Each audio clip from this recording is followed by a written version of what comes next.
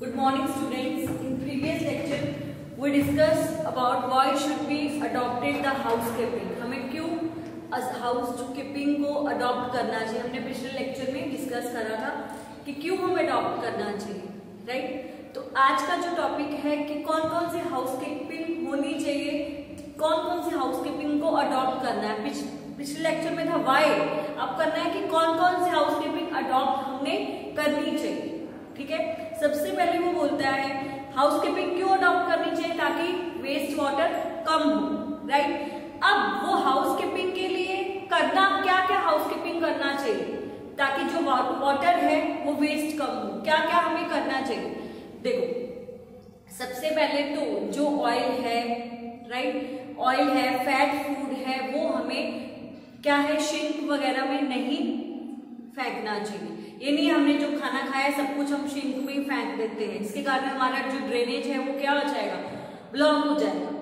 ठीक है, क्योंकि जो फैट और ऑयल से क्या होगा, वो थोड़ा थिक होता है, जिसके कारण जो हमारा ड्रेनेज है वो क्या हो जाता है, ब्लॉक हो जाता है. ऐसा फूड जिसमें फैट है या जिसमें ऑयल है वो हमें डस्टबिन में फेंकना चाहिए, वो हमें ड्रेनेज में नहीं फेंकना चाहिए. अदरवाइज हमारा ड्रेनेज क्या हो जाएगा, ब्लॉक हो जाएगा. ठीक है, हमारी जो पाइपलाइंस हैं वो ब्लॉक हो जाएंगी. क्लियर. और आपने देखा था मैंने WWTP के बारे में देखा, और जो वाटर में से ऑयल को अलग करना बहुत मुश्किल होता है, जिसके कारण हमें बहुत प्रॉब्लम्स होती है. इसीलिए कभी भी वाटर में क्या करना चाहिए, ऑयल को नहीं फेंकना चाहिए, ड्रेनेज ब्लॉक हो जाता है. क्लियर.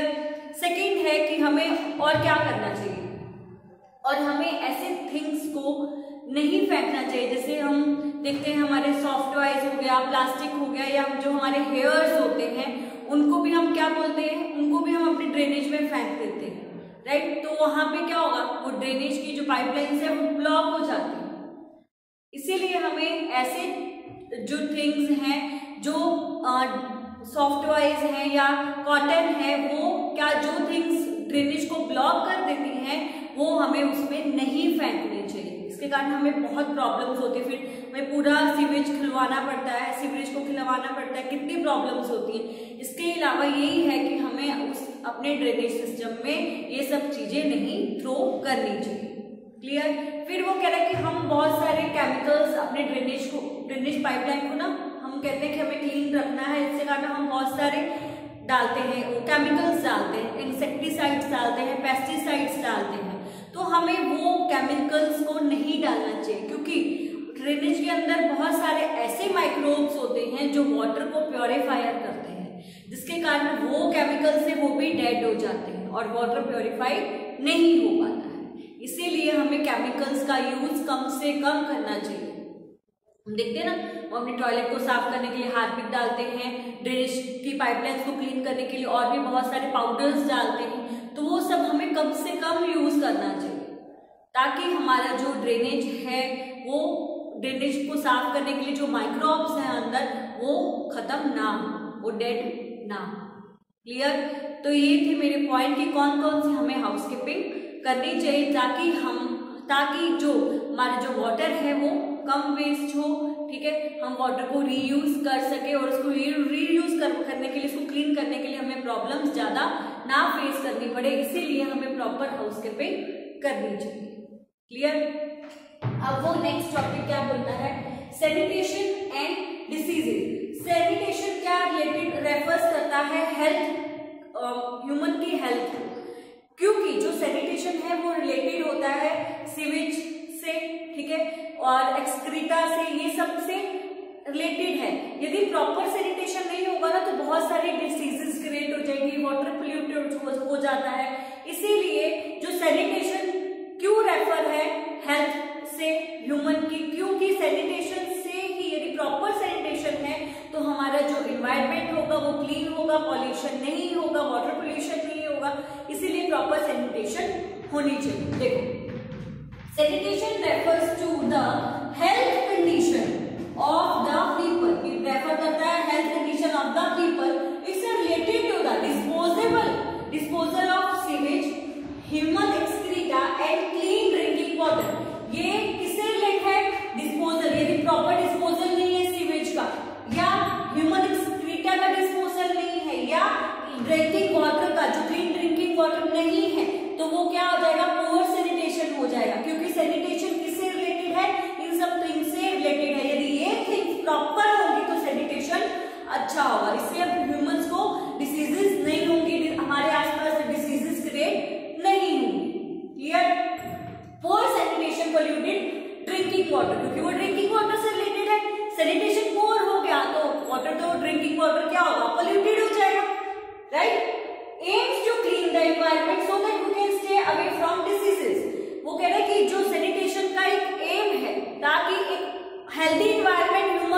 प्रोवाइड करें।